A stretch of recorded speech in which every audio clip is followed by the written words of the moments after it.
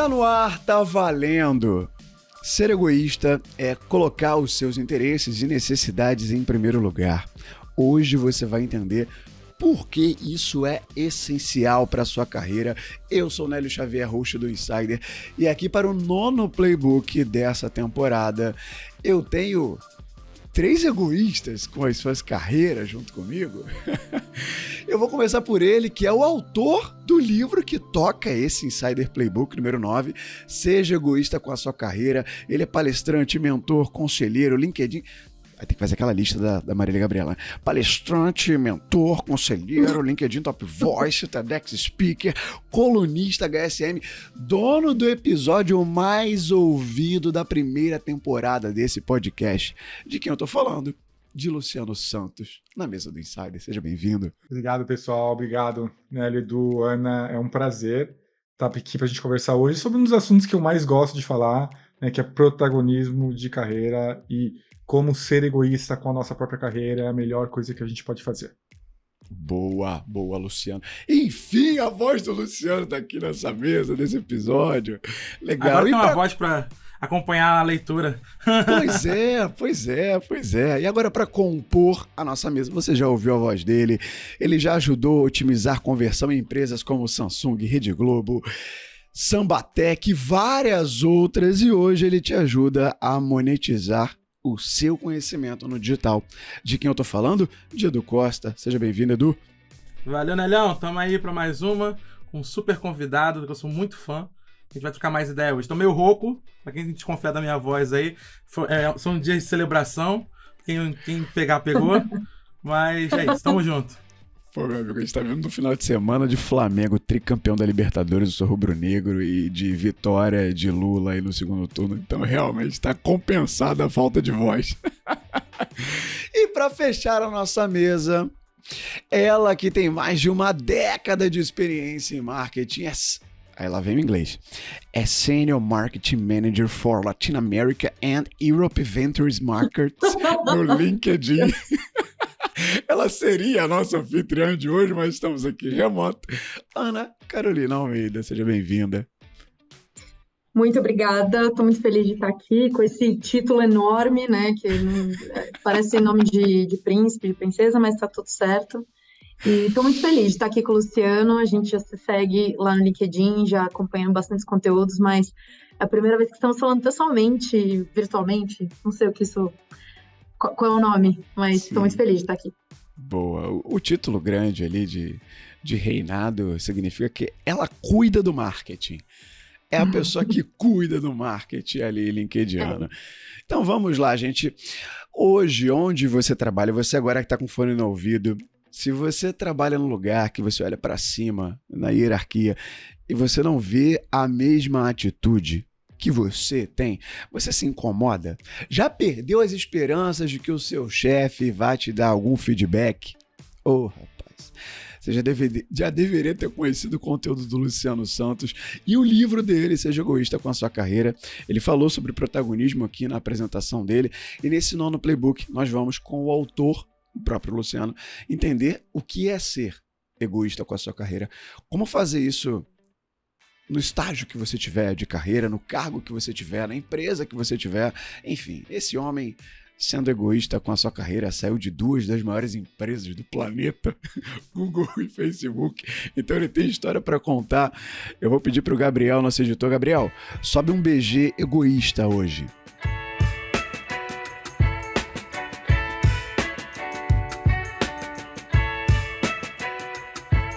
Bora lá, para você que está chegando hoje aqui no Insider, antes da pauta começar, claro, aquelas boas-vindas, seja muito bem-vindo, muito bem-vinda. Se você veio através da audiência do Luciano, saiba que ele já passou aqui pelo Insider lá atrás e olha, nós temos um episódio 0.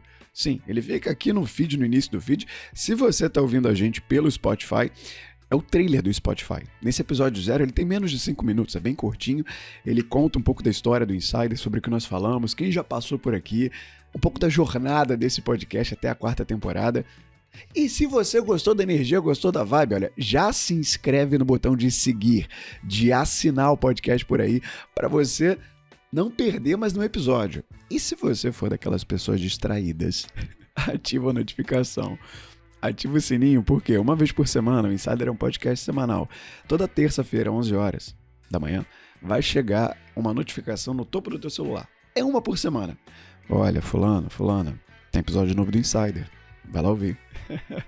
Então, umas orientações de boas práticas para consumir melhor esse conteúdo maravilhoso que foi entregue. A gente ficou com vontade de fazer parte 2, parte 3 com o Luciano, de tão bruta que foi a entrega de conteúdo nesse episódio. E olha, tem mais um recado.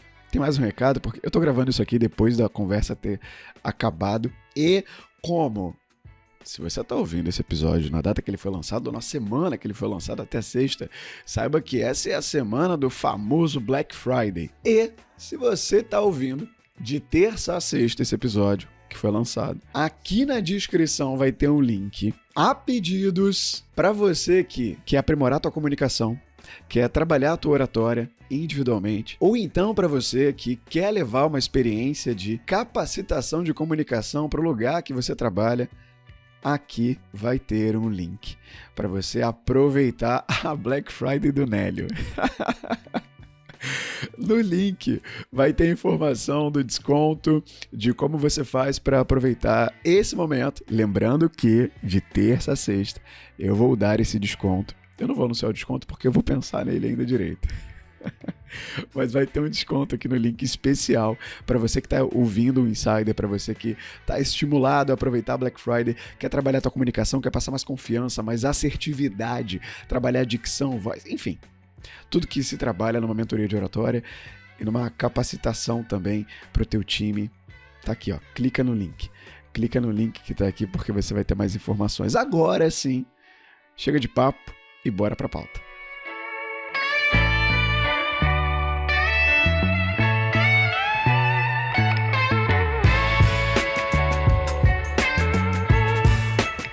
Então vamos lá, gente. Para começar, de fato, a nossa pauta com ponto de compreensão.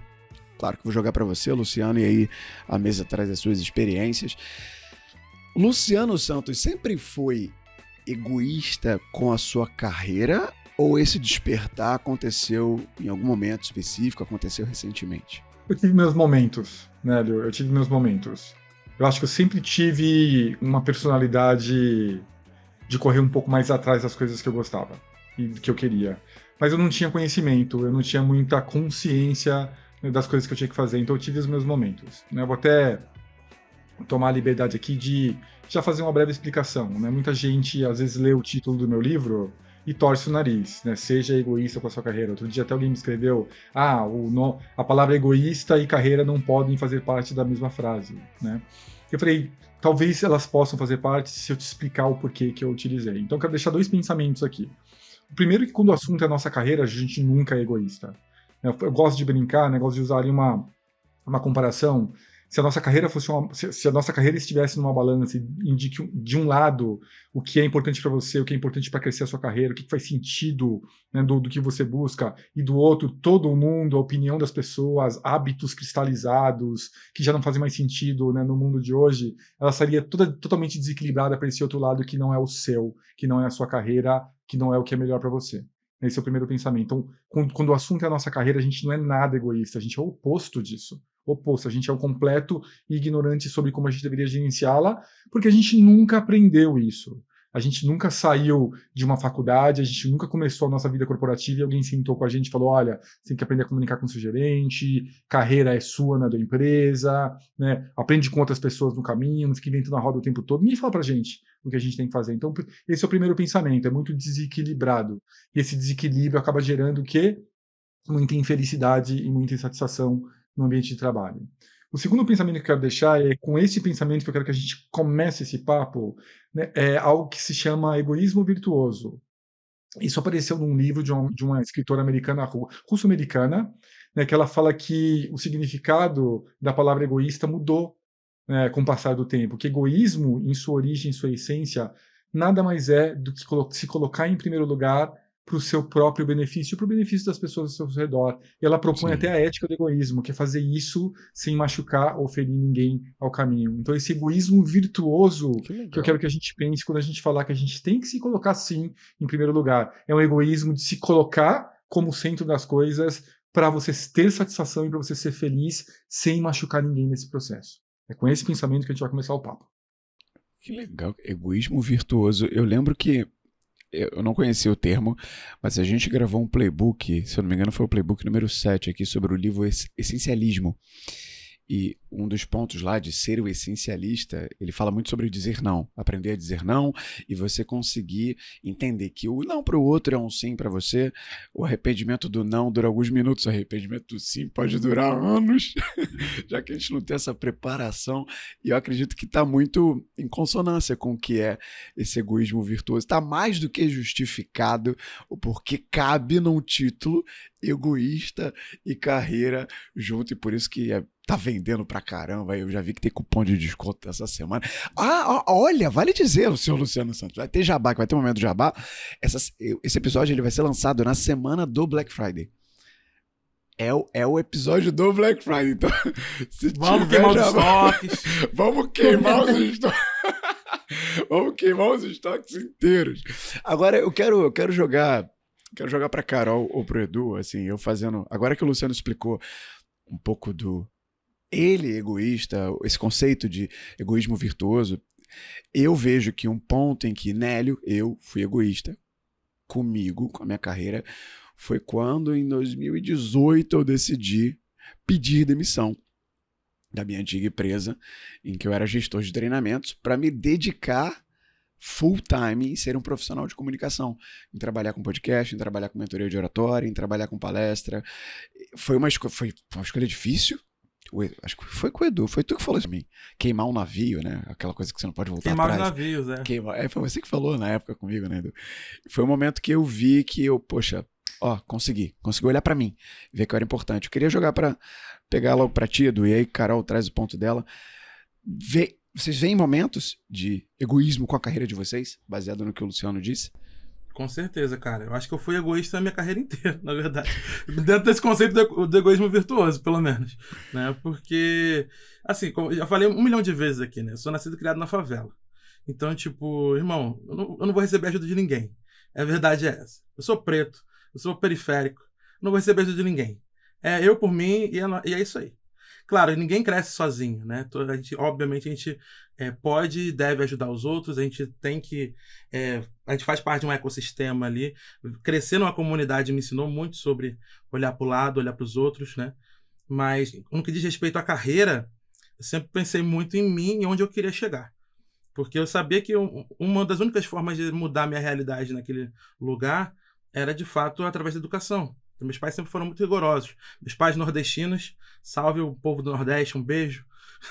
Mas meus pais nordestinos me criaram com muito carinho, muito amor e muita rigidez também. Rigidez no sentido de disciplina, né? Então eles sempre cobraram muito de mim educação, porque eles não viam outra forma de mudar de vida senão pela educação. Então, eu sempre fui muito rigoroso nisso também. Então, muito dedicado, muito nerd. Isso foi muito importante para mim depois, ter mais clareza do que eu queria para mim e do que eu não queria para mim. Né? Então, acho que um dos momentos cruciais, assim, onde eu fui mais egoísta com a minha carreira, foi quando eu decidi parar de dar aula de história, por exemplo. Né? Então, eu me formei em história, comecei a dar aula em escola pública. E eu tinha um ideal, né? Eu achava que era através da educação formal, né? Que eu ia conseguir gerar uma transformação, um impacto para minha comunidade, para as pessoas que estavam ali e tal. E, em certo grau, eu até gerei, acredito que tenha gerado sim. Só que o sistema é implacável, né? Então, o sistema cada vez me oprimia mais, né? Então, eu não estava mais feliz fazendo aquilo. Eu amava dar aula, amava ensinar, amava as crianças, mas eu não amava fazer parte, ser mais uma engrenagem daquela máquina de moer gente, que é o ensino público. Então, eu falei, cara, eu preciso encontrar minha felicidade em outro lugar. Né? E foi aí que eu comecei a olhar para os lados e ver que outras oportunidades eu tinha. Foi aí que eu descobri o empreendedorismo vendendo livro e quadrinho na internet, né? No Mercado Livre, comecei meu e-commerce.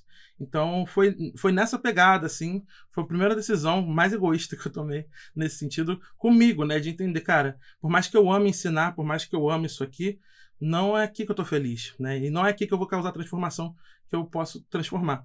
E aí corta para, sei lá, 10 anos depois, quase, eu mentorando um monte de gente, que ensina mais um monte de gente. E aí aquilo que eu fazia na sala de aula hoje tem um efeito exponencial, né? Porque cada mentorado que eu ajudo a transformar o conhecimento em educação, atinge mais milhares de outras pessoas. Então, eu encontrei meu caminho através desse egoísmo aí. E eu acho que todo mundo que está ouvindo a gente aqui deveria prestar bastante atenção nisso e entender se já não é a hora de você olhar mais para você, para o que você quer fazer, e aprender a dizer não, né? E sim para você. Sim, total. Ana, ponto de egoísmo da sua carreira, fala pra gente. Não, eu me conecto muito com isso que o Edu falou agora, porque também eu acho que quando você decide ser egoísta da forma correta, né, no egoísmo virtuoso, é, isso vai, na verdade, desdobrar de uma forma muito melhor para as pessoas ao redor, para a comunidade ao seu redor, porque quando você está sendo egoísta, você está se colocando a serviço do seu propósito, dos seus talentos, do que você mais gosta de fazer.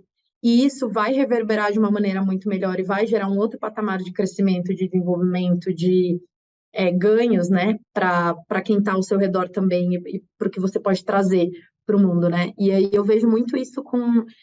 Acho que o momento que eu mais fui egoísta assim com a minha carreira foi. Poucas pessoas sabem, mas antes de eu entrar na minha carreira de marketing, eu era funcionária pública. Eu trabalhei por um pouco mais de Nossa, 3 anos no Banco do Não sabia. Brasil, você é uma caixinha de concursada. surpresas, hein, cara? 2 anos Na aqui com próxima a gente. apresentação, eu espero que Olha você aí. fale. Tá vendo? Funcionária pública.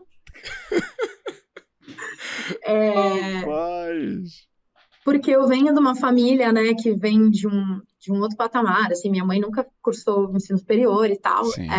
mas a minha mãe, ela foi funcionária e ela se aposentou pelo Banco do Brasil, né, ela foi funcionária do Banco do Brasil a vida inteira, e quando eu vim para começar meus estudos, eu sou do interior, né, então eu vim para São Paulo e tal, uma das formas mais seguras que tinha de eu conseguir garantir meu sustento aqui, conseguir, né, pagar a faculdade e tudo mais, era através de um concurso público. E aí, claro, por conta da história da minha mãe, né, para ela foi muito positivo, né, mudou o patamar de vida dela, ela ter se tornado funcionária pública, foi uma trajetória que eu entendi que fazia sentido eu seguir naquele momento. E aí, depois de 3 anos como funcionária do Banco do Brasil e fazendo faculdade de marketing, eu entendi que aquilo não era para mim, que o que eu queria fazer mesmo era marketing.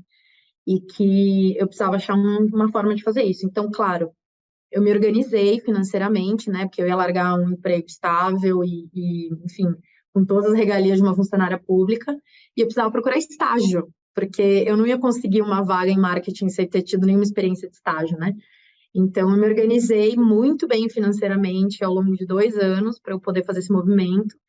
E aí, chegou no meu último ano de faculdade, eu fui com tudo, assim, porque era a minha única oportunidade de conseguir um estágio, apliquei para vários processos, consegui e fui pedir demissão. E na época, muita gente da minha família, principalmente, a minha família é toda do interior, né? No interior tem aquela, nossa, ser funcionário público é o ápice da vida de alguém. Todo mundo me julgou, assim, na época, e falou, nossa, ela é louca, ela está abrindo mão de um Tá emprego público pedindo, para né? ser estagiária e tentar a vida como marketing, que ninguém nem sabe o que marketing faz direito. Mas eu lembro que na época a minha gerência que trabalhava lá comigo no banco me apoiou muito, porque eles viam que lá não era lugar para mim, sabe? Que meu propósito, o meu talento, ele estava no marketing. E foi a melhor decisão que eu tomei na minha vida, assim, nunca deu errado, sempre, porque eu acho assim, quando você coloca quando você se dedica, você coloca amor no que você está fazendo, você encontrou o seu propósito, você está fazendo suas escolhas egoístas, estou fazendo aspas aqui para quem está só ouvindo, quando você coloca isso a favor, né, do que você quer fazer, dos seus talentos, isso beneficia todo um ecossistema, sabe? Hoje eu vejo que eu atingi um patamar de carreira, de realização, de visibilidade, de propósito mesmo, que ninguém na minha família não tinha conseguido até então, né? Mas eu precisei dar esse passo, obviamente, de ser egoísta, claro, dados os privilégios que eu tive, né, na ocasião, mas eu acho que eu ter tomado essa escolha de ser egoísta com a minha carreira, conseguiu favorecer todo o meu entorno, sabe? Total. E olha, Isso eu. traz, eu vou ter que mergulhar aqui agora, porque Vai, vocês vai, já vai, vai, falaram. vai, vai, vai, Só, vai. só, só do que vocês falaram, eu já anotei pelo menos uns 12 pontos Olha aqui no meu aí, caderninho. rapaz, tá No vendo? caderninho. Eu não vou nem endereçar todos, porque vai acabar o papo aqui agora, né? Mas isso que você trouxe agora, Ana, é muito comum. Eu tenho muitos mentorados, né? Eu diminuí um pouco a quantidade de mentorias que eu faço agora, porque eu não tenho tanto tempo mais, né? Mas eu já mentorei, perdi a conta, muito mais do que 1.000 pessoas formalmente, outras milhares informalmente, e muitos funcionários públicos. E aí, o que acontece? Lembra no começo que eu falei que a gente carrega muitos hábitos e comportamentos que já não fazem mais parte da nossa realidade, né? Eles não encaixam mais, né? E tem muito funcionário público que me procura e fala, Luciano, eu estou infeliz, eu não gosto do que eu faço, mas eu tenho a tal da estabilidade. Eu tenho a tal da estabilidade, né, que a Ana falou agora. E eles ficam naquele conflito que é, como eu vou largar isso aqui? Como eu vou largar, né, um emprego público que me garante, né, uma série de regalias, né, como a Ana Aquela falou. É segurança. isso, e a gente escuta isso desde criança. A gente aprende a ter uma relação ruim, torta com o mundo corporativo desde criança. Por quê? Porque eu lembro de um tio me falando, Luciano, você quer ter sucesso na sua vida profissional, vai estudar para fazer concurso público. Você quer ter sucesso? Olha o seu tio que ficou 35 anos trabalhando na Ford, né? O outro 40, né, numa empresa. Então eles passaram réguas de sucesso para gente que já não encaixam mais no nosso mundo, né? Vamos pegar a indústria que eu nasci, né? A indústria de tecnologia, né, que todos nós fazemos parte, eu acho que eu e a Ana com um pouquinho mais, né, de profundidade, saiu o ranking há alguns meses, atualizado, do tempo médio de permanência nas pessoas em grandes empresas de tecnologia. Quem é que adivinha qual é o tempo médio que uma pessoa permanece numa grande empresa de tecnologia? Bolão, bolão, bolão, 3 bolão. anos. 4 3 Três anos. anos. anos, 4 anos, 2,5. 2,5, 2, né? 3 anos. 3 anos, Ana acertou. 3 anos. E aí, nesse ranking, tinha várias empresas, eu lembro dos extremos, né? Tinha no extremo Uber com 1 ano e 3 meses, as pessoas ficam 1 ano e 3 meses só no Uber. Caramba. E no topo disso, acho que se não me engano, era a Microsoft, a Amazon e alguma outra grande, né, que era uma média de 3 anos. Né? Então, pensa só, olha a diferença do que significa a régua de sucesso entre o que os nossos tios falavam pra gente. Uma geração, gente, uma geração, né, do que a gente escutou como criança o tempo todo. E isso é só um exemplo do buraco do coelho, tá? Tem muito mais lá dentro. Só um exemplo. Então a gente escuta, a gente tem todos esses sinais, aí você chega lá, você passa no concurso público, a Ana ainda teve a maturidade de olhar para isso e falar: isso aqui não me faz feliz. Um monte de gente presa em empregos públicos, em empregos de 10, 15 anos, não estão perseguindo seus talentos. E não fazem isso porque estão condicionadas à estabilidade, como que eu vou perder isso, como eu vou jogar fora. E o que acontece quando a gente faz uma coisa por muito tempo que a gente não gosta? O que acontece? A gente fica infeliz, Espinha, né? insatisfeito, doença mental, um monte de coisas ruins, né? Então a gente precisa aprender a fazer uma releitura do que é sucesso para a gente hoje em dia. E muitas vezes, né, e a Ana falou uma coisa muito interessante também, Ana, né, que consciência dos nossos privilégios, né? A Ana sabia que ela podia, ela se preparou, né? Eu tenho consciência, muita gente vende o almoço para comprar o jantar. Edu, eu vim da periferia também, né? Eu cresci na Jardim Mutinga, do lado do Rochidale, Osasco. Né? Eu cresci a minha vida inteira, né? Uns argumentam que é favela, outros que não, né? Porque era alvenaria, mas, bom, né, tem várias maneiras, mas era super periferia, super periferia. É de lá que eu vim. Então eu entendo, né? Tem, lá na periferia a gente sabe que às vezes é muito difícil de comprar o jantar se a gente não vender parte do almoço, né? Então existem realidades e realidades. Mas eu falo que com uma boa preparação a gente pode fazer qualquer coisa. Mas o que eu vejo que prende as pessoas não é a falta de preparação, não é a falta de oportunidade, alguns até com muitas condições de mudar. É esse medo de desapontar o que falaram para ela e ela nem entende. Ela nem entende. Ela não tem compreensão do porquê que ela se sente daquele jeito e ela não age.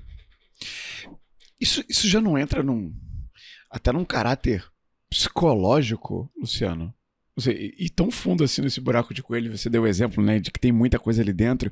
E o que você falou da Carol, pô, a Carol teve a maturidade de perceber que ela estava infeliz, assim como o Edu também, ele percebeu a pressão do sistema de ensino, na posição de professor, ele falou, cara, não dá, tem que mudar. E, assim, eles não mencionaram, também não sei se teve, né? Mas a Carol e o Edu não mencionaram a intervenção terapêutica para eles fazerem esse tipo de mudança, nem intervenção de mentoria. E eu também não tive, do exemplo que eu dei aqui atrás. Mas aí isso já também não sei, só joguei aqui, nem tava na pauta isso. Sei lá. Já, Entrou no porque você buraco foi. de coelho e foi. Entrei no buraco do coelho do Luciano e tô perguntando aqui. Você consegue mensurar pra gente o quanto de limiar de intervenção psicológica ou não, cara, tem um ponto da gente, de quem tá ouvindo aqui agora e de que tá nessas posições que você acabou de ilustrar, perceber, putz, é isso, eu tenho que me movimentar. Tem esse mapa para identificar? Então, Nélio, aqui que vem a grande questão, né? Por que eu quis fazer esse livro, né? Então, eu preciso esclarecer para vocês desde agora que eu não sigo a linha dos gurus messiânicos. Vocês precisam entender isso. Eu não trago a verdade. Eu não trago a verdade. Sim. Eu não trago. No primeiro capítulo do meu livro, eu deixo bem claro, assim, ó, disclaimer, né? Aviso aos leitores. Eu não trago verdades. O que eu trago para todos vocês, eu faço uma brincadeira com uma receita, né? Com a preparação de um prato. O que eu trago para vocês é uma série de ingredientes e temperos. Alguns vocês vão jogar fora porque vocês não gostam, outros vocês vão saborear. Você vai colocar os temperos que vocês quiserem e alguns vocês sequer vão tocar. Mas no final, vocês vão ter que preparar os seus próprios pratos. Eu não trago nada pronto. Nem vou dizer quais são os ingredientes que vocês vão utilizar. Essa é a minha linha. Eu falo que quando a gente se comporta dentro do mundo corporativo, existe uma série de realidades que a gente não enxerga. Não é que as pessoas elas fazem algo porque elas enxergam aquilo e tomam decisão. Sabe aquele negócio de eu sei o que eu sei o que eu não sei, mas eu não sei o que eu não sei? Sim. Dentro do mundo corporativo, esse terceiro nível é muito profundo. E não acho que é nenhuma questão psicológica, né? Eu acho que é uma questão da gente se expor a outras realidades. É uma questão, eu falo que a gente precisa conversar, a gente precisa trocar, a gente precisa contar a história de outras pessoas, né? Então, eu vou dar alguns exemplos para vocês. Então, outro dia, trabalhei com um mentorado, o mentorado me procurou e falou, Luciano, estou feliz na empresa que eu trabalho, adoro o meu líder, mas não consigo ser promovido há 3 anos e por não ser promovido eu não consigo trabalhar com um produto tal lá, então eu preciso ser promovido, vamos fazer um trabalho para ser promovido. Aí, durante as sessões de mentoria, eu viro para ele e falo, qual foi a última vez que você aplicou para alguma vaga fora da sua empresa? Luciano, você não entendeu nada. Eu adoro a minha empresa, adoro o meu líder, eu nunca faria uma traição dessa com eles. Olha Uma a palavra. uma traição. Mas é interessante porque a gente precisa entender por que ele fala essa palavra traição. Sim. Porque ele tem um senso distorcido do que é uma relação trabalhista. É um senso distorcido do que é uma relação trabalhista. Aí eu falei com ele, olha, a gente se testar no mercado, além de ser um comportamento saudável de bons profissionais que têm boas carreiras, nunca vai ser uma traição. E a gente vai entender como está o mercado, a temperatura da água, o que estão pedindo. Isso nunca é uma traição. E vai saber o que a gente vai encontrar quando a gente procura. Ele, não sei. E a gente terminou, a gente tinha só 3 sessões de mentoria. Passou um tempo, ele me mandou uma mensagem no LinkedIn, eu não lembro muito bem a mensagem, mas eu lembro do título. Você não vai acreditar. E ele me conta que, contrariado, pensou muito sobre o que a gente falou, decidiu aplicar para 2 vagas, passou nas 2 vagas, e uma das vagas era para trabalhar numa posição de pleno, ele era júnior, com o produto que ele queria trabalhar há 3 anos e não conseguia, ele aceitou. E aí eu falo, essa é uma história típica daquela realidade escondida. Então, qual era a realidade que estava escondida para ele? A realidade que estava escondida para ele é a relação que a gente tem que ter com o nosso trabalho. A relação que a gente tem que ter com o nosso trabalho é uma relação de parceria. Eu dou o meu trabalho, você me dá o dinheiro, e eu espero outras coisas também além de dinheiro. Eu espero oportunidade, crescimento. E se essas condições não se encontram lá, é natural eu ir para o mercado. E ele passou a enxergar. Você percebe que ele ampliou a perspectiva dele? Sim. Ele ampliou a perspectiva dele. E aí ele passou a ver uma coisa que ele não via. Ele estava cego para isso. Eu vou dar um outro exemplo para vocês. Outro dia, esse eu amo. Outro dia, uma leitora, não era nem mentoria, gente, uma leitora do Instagram me escreveu e falou, Luciano, você não vai, tem uma vaga que abriu aqui internamente que é perfeita para mim. Perfeita, tudo que eu queria, mas eu li o escopo, eu só tenho 60% do que pedem, eu não vou aplicar. E assim, eu não mando mensagem de áudio para os meus leitores no Instagram, não preciso nem falar por quê, né? Senão eu vou morrer. Então fica 10 horas no dia Mas esse eu falei, não, eu falei assim, vou tomar liberdade de te mandar uma mensagem. Eu falei assim, você vai aplicar sim, eu vou te explicar por que você vai aplicar para essa vaga.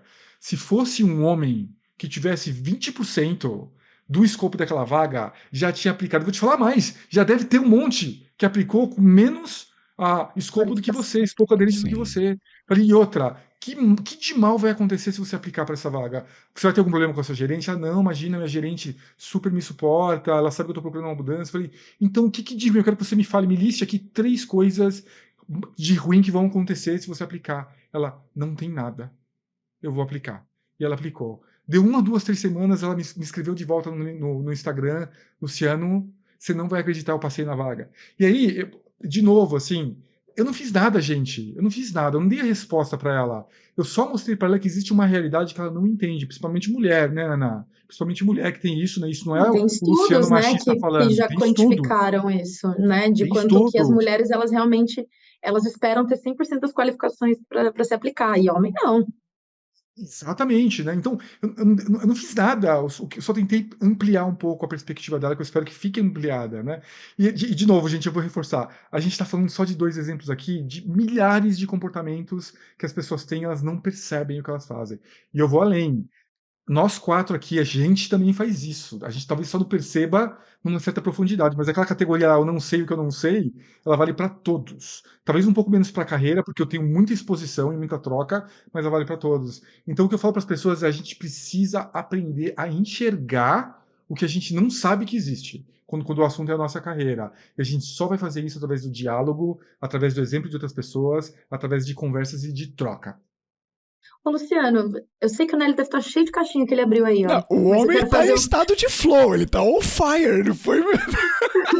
Mas eu tenho que só pegar esse Eu tô último aqui, adorando, ó. mas vai lá, vai lá, vai lá, vai lá. É, existe ainda, não sei se é cultural do Brasil, tá? Mas eu tenho a sensação que existe ainda muito tabu de contar as histórias de carreira, né? Tabu de falar sobre remuneração acima de tudo, mas também, assim, eu vejo que as pessoas, elas ficam meio, tipo assim, elas não querem contar esses desafios que elas tiveram, ou a estratégia que ela tomou, ou essas coisas de movimentação. Você acha que isso está mudando, porque agora a gente, né, tem mais pessoas como você falando mais sobre isso? Que mensagem você tem para falar a respeito disso? Porque eu concordo com você, que eu acho que o diálogo, ele é importantíssimo, e eu, a partir do momento que eu comecei a falar mais com os meus colegas sobre isso, principalmente entre mulheres, que também tem um outro estudo que eu não vou lembrar agora de onde veio, que homens, no geral, eles falam mais sobre negócios e sobre carreira quando eles estão juntos, eles dividem mais suas questões de carreira, e mulheres dividem menos. E é por isso que os homens eles acabam tendo mais esse repertório que o Luciano está falando, para poder também tomar suas decisões, fazer suas escolhas. Eu acho que existe muitos fatores, tá? Né? Muitos fatores que previnem a gente de ter mais conversas, mais diálogo, mais informação sobre isso. Um dos que eu vejo mais em evidência é o medo.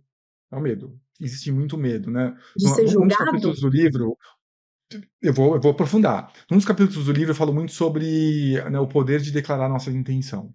Né? Eu falo que declarar nossa intenção é uma das ferramentas mais poderosas que Legal. existe, e eu vejo mais homem fazendo isso do que mulher. Tá, né? Eu vejo mais homem fazendo isso do que mulher, que talvez entre ali um pouco nesse estudo que você viu.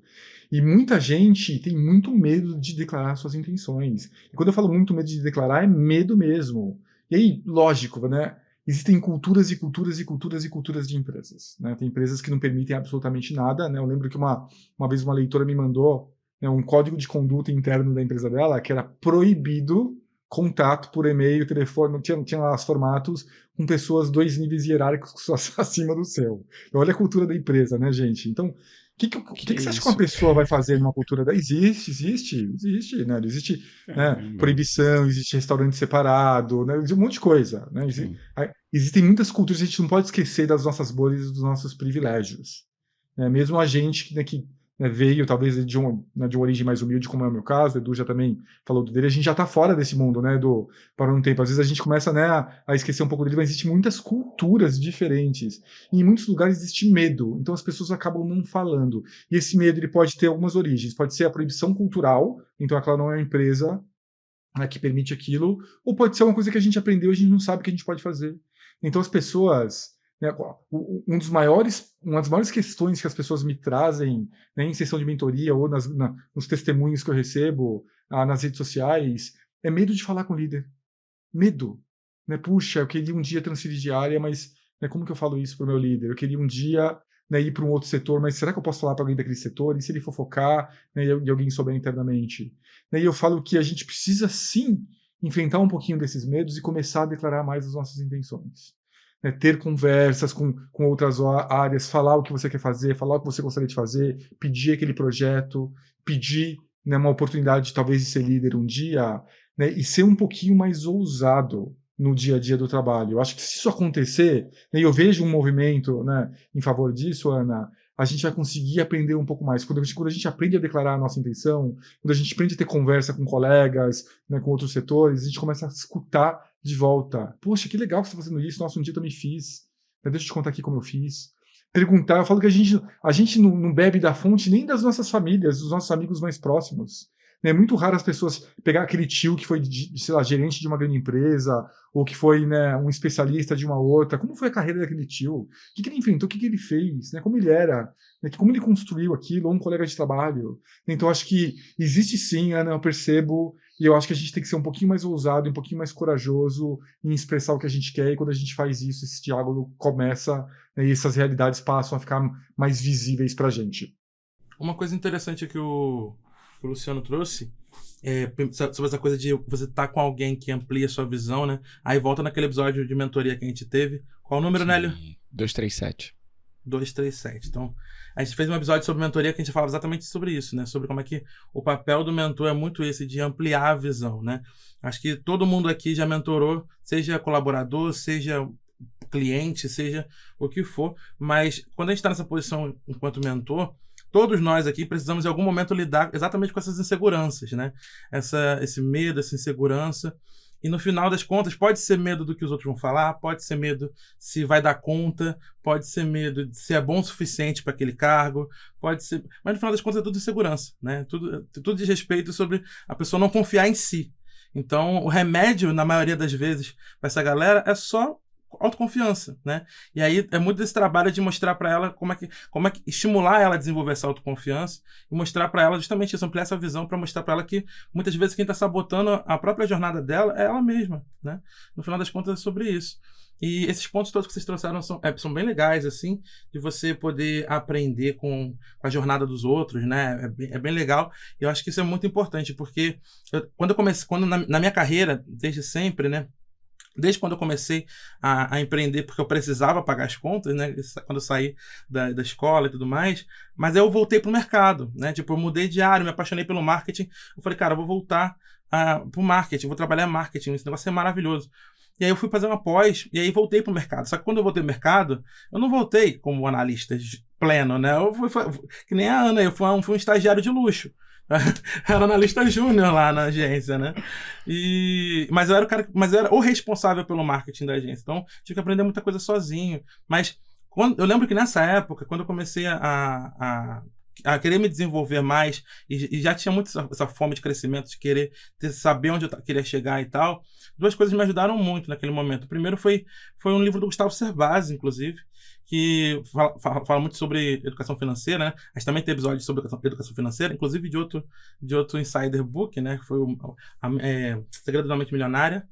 E o Segredo da Mente Milionária foi um desses livros que me ajudou. O livro do Gustavo também, porque no livro do Gustavo é a primeira vez que eu vi essa sistemática, né? De entender, cara, pô, eu vou me formar, eu vou ser estagiário, eu vou ter um emprego, no emprego eu faço uma grana para conquistar minha liberdade, e aí ser funcionário, ou ser empreendedor. Como empreendedor, eu vou juntar mais grana, eu vou começar a investir. E aí eu comecei a entender que tinha uma jornada ali. Eu falei, putz, essa jornada faz sentido, né? Então, acho que eu vou começar a trilhar um caminho nesse sentido.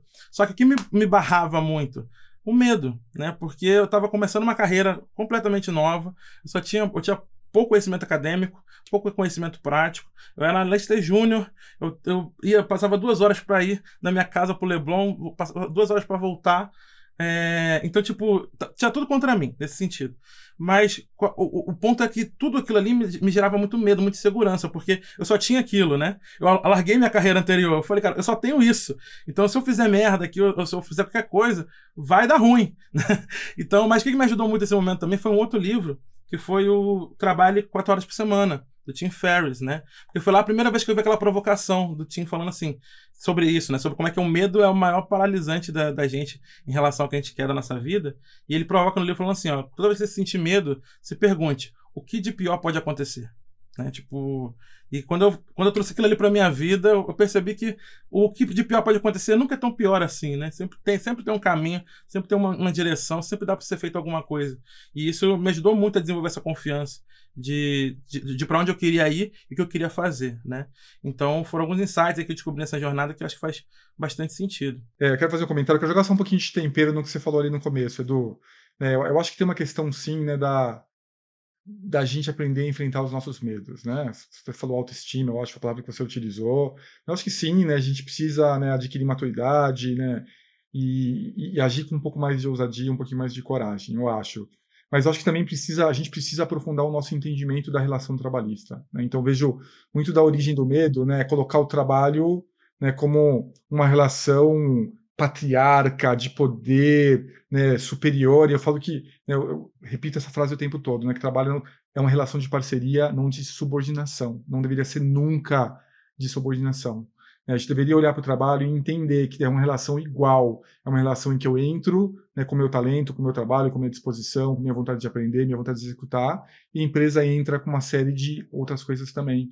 E eu vejo o medo, né? Tem pessoas que têm medo até de sair da empresa, tem medo de aplicar para outras vagas. Ai, se eles descobrirem, eles vão me punir, é o que eles vão fazer, né? Outro dia, uma leitora me escreveu e falou, Luciano, eu discuti com o meu gerente, né, e eu tinha decidido que eu ia embora da empresa, aí ele ameaçou que vai me queimar no mercado inteiro, né, e eu tô aqui agora, eu desisti de pedir a conta, que eu tô com medo que ele realmente me queime no mercado inteiro. Olha só a relação que existe. Pô, me fala o cara que é E tão influente assim pra queimar no mercado inteiro. Exato, foi exatamente o que eu falei para ela. Foi inteiro. exatamente o que eu falei para ela. Eu falei assim: ninguém tem o poder de te queimar num mercado inteiro, numa indústria inteira, isso não existe. Né? Ao contrário, né? Pessoas, inclusive pessoas que usam desse artifício como uma ferramenta para te queimar, são pessoas queimadas, inclusive por muitas pessoas Exatamente. no mercado. E não vou Porque ter se alguém chega para credibilidade mim, para queimar ninguém, né? exato, se alguém chega para mim, fala assim, eu vou queimar essa pessoa e claramente quer prejudicar uma pessoa, vai se prejudicar a si mesmo e não a pessoa que está tentando prejudicar. Fala mais Porque eu vou olhar dela pra do que aquele- do outro, né? Inclusive. Exato, falei que comportamento podre é esse? Mas muita gente tem essa relação totalmente inferior, né? Isso gera muito desse medo, sabe? Eu falo que a gente tem que aprender a olhar para o trabalho e falar, não, isso aqui é uma parceria. Eu nunca vou esquecer de um amigo meu, um diretor que trabalhou comigo no Google, né? Ele falou, Luciano, uma das coisas mais poderosas que eu aprendi com a chefe minha é perca o medo de ser mandado embora. Porque quando você perdeu o medo de ser mandado embora, né, e ele fazia muito esse exercício Edu, de olhar e falar assim, qual que é o pior que pode acontecer aqui? E nunca é tão ruim quanto a gente imagina, né? Quando a gente perde o medo de ser mandado embora, a gente se torna até um profissional melhor, porque a gente trabalha de uma maneira um pouco mais relaxada, de uma maneira um pouco mais profissional. Desculpa, Ana, devolvo para você agora. Ana, posso só fazer a virada de bloco? Posso? Vou fazer a virada e já vou devolver pra você. Não perde a pauta. Porque a gente tá no primeiro ponto da pauta ainda. Olha só, eu tenho que fazer 3 partes. Parte 1, 2 e 3. Seja gosto com a sua carreira. Esse aqui vai ser aquele episódio de 2 horas, hein? Não, mas o Luciano tem agenda, tá maluco? Não pode não. Olha só, deixa eu fazer a virada aqui rapidinho, aproveitando até um gancho do que a Ana falou lá atrás. Ela fez as aspas pra você que tá ouvindo. Você pode nos ver onde? No Spotify, principalmente, e também no YouTube. Então, se você não está lá, fica aqui o convite. Aí o joinha, viu? Ela não falou, estou fazendo joinha. Ela só fez joinha porque você está agora no Spotify. Exato. E agora é o momento dessa virada de bloco. Vamos lá. Eu já vou reunir 2 intervalos em um, porque eu vou deixar a galera, eu vou deixar a mesa fluir aqui. Primeiro deles, o arroba de todo mundo tá aqui na descrição. Então, dá um scroll pra cima aí, que você vai ver em cima do nome do Luciano, o link para ir direto lá pro LinkedIn dele. Vai ter também o do Edu Costa, da Ana Carolina Almeida, o meu, do Insider, e claro que vai ter o link pro livro do Luciano aqui. É claro que vai ter o link pro livro do Luciano. Então, tá gostando do conteúdo? Você viu que eu tive que parar porque o flow tava demais. Tenha certeza que no LinkedIn de cada um, no Instagram de cada um aqui nas redes, tem muito mais. Você vai encontrar muito mais desse papo aqui. Ele falou do buraco do coelho lá. Cai de cabeça no buraco do coelho, seguindo todo mundo aqui. E, claro, avalia com 5 estrelas, se você tá gostando dessa pauta. Lá no Spotify, nós não somos motoristas de Uber, mas se você nos der 5 estrelas, vai ser um sinal de confiança para quem tá chegando aqui hoje. Se você é da audiência do Luciano, tá chegando, tá gostando do papo, já deixa suas 5 estrelas. Eu vou deixar aqui o ponto do jabá com o ponto da pergunta. A segunda virada que a gente faz, que eu já reuni, a gente tem que fazer uma pergunta para a audiência, Luciano. É a hora deles darem a voz deles. E a gente deixa essa pergunta ancorada lá no Spotify. Então, até aqui, já com o que a gente conversou, e aí jogo para a mesa inteira. Que tipo de pergunta vocês acreditam que caberia deixar aqui para quem está com fone no ouvido acompanhando com a gente agora a conversa? O que falta para ser egoísta com a sua carreira? O que falta para ser egoísta com a sua carreira? Temos um palpite. E aí? Qual foi o último ato de protagonismo que você teve com a sua carreira?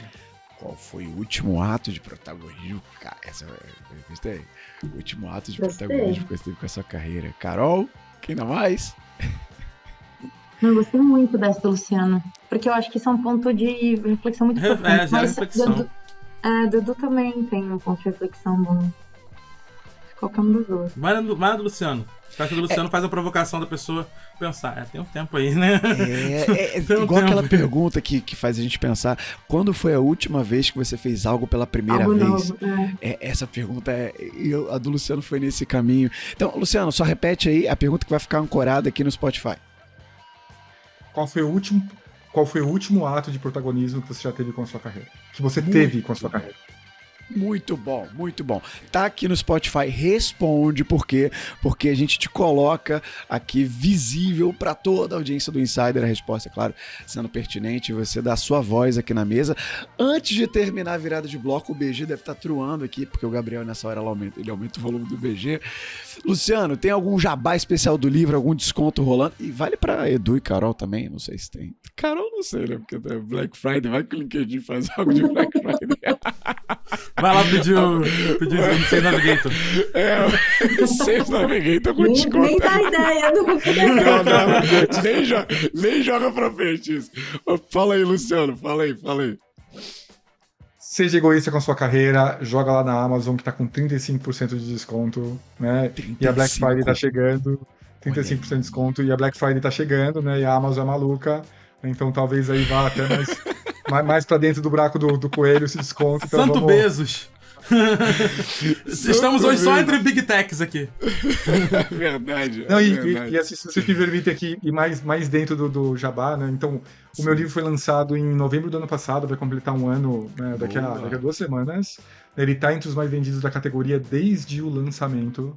Né? Desde o lançamento, ele nunca saiu, ele tá sempre ali entre os 5 primeiros. Né? Às vezes bate primeiro lugar, segundo, terceiro. Tem mais de...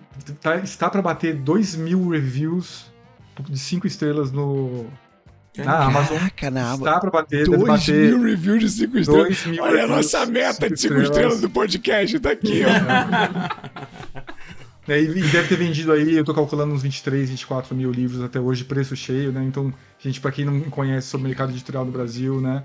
Vender 20 mil livros no Brasil, você precisa ser um super-herói da Marvel. E vender mesmo, né? Porque tem um monte de gente que fala, vendi 100 mil, é um PDF que foi baixado. Não, vender mesmo, o cara botar o cartão de crédito lá e comprar o livro, né? Tá para bater aí 25 mil e é muito orgulho, não só pelo número da venda em si, mas porque eu tenho recebido aí centenas e centenas e centenas de mensagens de pessoas que têm literalmente aí revolucionado suas carreiras quando elas assumem um pouquinho desse protagonismo. Que massa, cara. Pô, Gabriel, bota a salva de palma pro profissional aqui no final dessa fala, porque merece demais, cara. Pô, que legal. Feito o jabá, e tem que fazer mesmo. Agora sim, Carol, bora puxar essa parte 2 da pauta. Vai lá, desengatilha a pergunta. Era um gancho, na verdade, do que a gente estava falando lá atrás sobre medo. E aí eu queria ouvir um pouco do Luciano. Não era um emprego público, mas você trabalhou em 2 das grandes empresas, marcas, enfim, referência, onde muitas pessoas gostariam de trabalhar, e você saiu delas, das 2. Nunca te deu medo? Como foi isso? O que aprendizados que você teve que te ajudaram a tomar essas decisões? Puta medo. Lógico que deu. Né? Às vezes as pessoas, outro dia alguém me perguntou, poxa, Luciano, queria ser que nem você, que sobe lá no palco para dar palestra, né, e não sente nada. Eu falei, o que eu não sinto? Que eu tô quase me cagando nas calças aqui, cara. Tô preocupado que não vai dar certo. Né? Tomei um suado aqui, ó, tem que usar camisa preta para não aparecer a mancha embaixo do braço. Como assim, eu não tô nervoso? Onde que eu tô? Só quando eu morrer eu acho que eu vou sentir mais nervosismo. Então sim, sabe, Ana, muito medo, né, muita preocupação, né, qual vai ser o dia do amanhã. Eu acho que eu acho que algumas coisas que eu gostaria de compartilhar com vocês, né? Número 1 eu me preparei muito bem. Então eu não fui aquele empreendedor que falou, cara, cansei disso aqui, tem uma pequena reserva que vai dar para um mês e vou sair, vou tentar, né? E se der certo deu, se não der certo não deu, não, né? Eu trabalhei 24 anos no mundo de tecnologia, 17 anos, os últimos 17 no Google e no Facebook, e eu vim me preparando, né? Eu já vinha me preparando para uma aposentadoria precoce. Eu não estou lá ainda, né, mas me preparei para poder fazer uma transição, né, com um pouco mais de calma. Então, né, a Legal. questão financeira é lógico que ela é importante, sim. Olha, tenho uma filha de 5 anos de idade, né, tenho minha família, né, que eu ajudo, então me preparei, né, financeiramente para fazer isso. Mas isso não foi determinante, não. Eu acho que o que foi determinante para fazer essa mudança é consciência, né, consciência de que eu quero ser, que eu quero e eu posso ser feliz com a minha carreira. Eu falo que a gente pode ter o melhor emprego do mundo, o emprego mais ferrado, aquele que você olha, admira. Quem não quer ser um diretor de uma divisão no Facebook? Quem não quer? Muita gente quer. Muita Sim. gente quer. Quem não quer ser um head de área num Google? Muita gente quer. Né? Muita gente seria o emprego dos sonhos. Mas eu falo que a gente pode ter o melhor emprego do mundo. Depois de um tempo fazendo a mesma coisa, gente, a vontade de mudança é forte. E assim, a maneira como eu olhava, eu trabalhei em vendas praticamente nos últimos 15 anos, né? E a maneira como eu olhava, eu estava fazendo a mesma coisa por muito tempo. Eu estava fazendo a mesma coisa por muito tempo. E aquela vontade de mudar, ela foi muito forte dentro de mim. Eu queria mudar, eu queria fazer alguma coisa diferente, né? Eu queria me testar. Né? E nos últimos 4 anos, né, qual foi o meu não planejamento, mas planejamento ao mesmo tempo. Nos últimos 4 anos, já trabalhando no 4 anos e meio no Facebook, eu comecei a me experimentar, fazer outras coisas. Já estava com tédio do que eu fazia. Falei, poxa, adoro escrever, me formei em letras, comecei a escrever um pouquinho, vou dar umas palestras, né, vou dar mentoria, né, e eu fiz um monte de coisas. E quando eu tomei a decisão ali, eu já estava muito testado. Eu já sabia o que eu queria fazer, já sabia o que eu não queria fazer, já estava com uma ideia do livro, eu lancei o livro ainda trabalhando. Faz pouco tempo que eu saí, gente, faz nem 6 meses que eu saí, né, do Facebook. Já estava com um livro em mente e eu tomei uma decisão. Falei, vou tomar essa decisão, vou empreender, vou abrir a minha empresa, né, ela vai começar com livro, vai começar com algumas mentorias, aí o livro explodiu, né, explodiram as palestras também, mas isso não vem sem medo, e isso não vem, Ana, principalmente sem julgamento. Eu falo que todo mundo me julga. Né, eu vou contar Exatamente. uma história. Eu fui 2 vezes para a Exatamente. Bienal. Eu fui 2 vezes para. Primeiro, antes de eu sair, quando eu anunciei que eu ia sair, todo mundo me julgou. Né, família, Você é meus maluco? Vai colegas. sair do Facebook no cargo executivo. A minha última líder fez de tudo para me convencer a ficar lá, fez de tudo para me convencer a ficar lá, né. Então, o que você está fazendo? E se a pandemia voltar? Seu plano de saúde, a sua garantia? Eu falei, Eu amo que eu me você apega ao preparei. plano de saúde. Não. Mas aí quando eu tomei a decisão, eu falei, não, tomei a decisão, sair. Eu falo que eu fui julgado até por perspectivas que eu sequer imaginava, gente. Né? Eu lembro que eu tive 2 eventos na Bienal, né? Na Bienal do Livro aqui de São Paulo. E eu estava indo para a Bienal, em um dos eventos eles me mandaram um motorista para me pegar, para falar do livro, né? Um evento da Esquilo. E o motorista é desses caras que gostam de conversar. E a gente conversando, não sei o que, você é autor? Eu falei, sou autor do livro, né? Sobre carreira, não sei o que. Mas você sempre foi autor? Eu falei, não. Eu trabalhei como, né, na empresa de tecnologia. Mas o que você fazia lá? Ele falou, parecia não, uma entrevista de Uma emprego. Aí eu entrevista. contei pra ele. Aí ele arrancou de mim. Eu falei, não, eu era um diretor, não, no Facebook, né? Mas aí eu, né, decidi sair para poder, né, empreender, me dedicar ao livro. Ele, nossa! Você deixou um cargo de diretor do Facebook para ser autor? Eu nunca teria coragem disso. E aí, com a maior naturalidade, mas eu tive, né? Não sei o quê. Mas você tem que pegar como um E o super elogio, julgamento. né? Tem que ser corajoso pra caramba. Exato, né? Mas por quê? Porque as pessoas, elas olham para essas mudanças, né, bruscas de carreira, e elas não entendem que algumas pessoas não são pautadas apenas pelo lado econômico da coisa. Não são. Sim. Né? E algumas pessoas são pautadas por outros lados também. E o que me pautou? Eu quero ser feliz, eu quero ter satisfação com o que eu faço. Né? Eu descobri uma missão que é trazer um pouco mais de felicidade, um pouquinho mais de satisfação para as pessoas no trabalho com ferramentas que eu aprendi que me foram dadas, gente. Ferramentas que me foram dadas, né? Porque elas me foram dadas, minha experiência mais todo o trabalho que eu faço com os meus mentorados, que me foram dadas e que eu posso repassar para frente. Então, isso foi o grande motivador para o Luciano fazer essa transição de carreira. E é difícil para as pessoas entenderem que, às vezes, o financeiro ele não é o mais importante. Às vezes ele é até coadjuvante, às vezes é até secundário. Mas, de novo, tá, gente? Não quero, né, pelo amor de Deus, não quero que isso caia de jeito nenhum, que nem esbarre em questão de meritocracia. Não, eu sou um privilegiado, eu trabalho em empresas de tecnologia há muito tempo, né, eu juntei um pezinho de meia para poder, né, tomar essa decisão, me preparei, eu criei minha audiência, eu sou atuante no LinkedIn, eu tenho 600 mil seguidores, né? E para quem entende um pouco, né, o Edu trabalha com isso, para quem entende um pouco de internet sabe que isso é dinheiro também, né? Seguidor é dinheiro se você trabalha ali com os produtos certos da maneira certa. Então eu me preparei, né? Eu sou privilegiado de fazer isso. Mas eu falo que mesmo para quem não se preparou, existem alternativas. Então eu acho que eu fui um pouquinho mais longe do que essa pergunta. Mas tá respondido, tá mais do que respondido, né? E olha, eu quero aproveitar aqui o gancho. A gente já falou muito. Os 4 já abriram experiências aqui.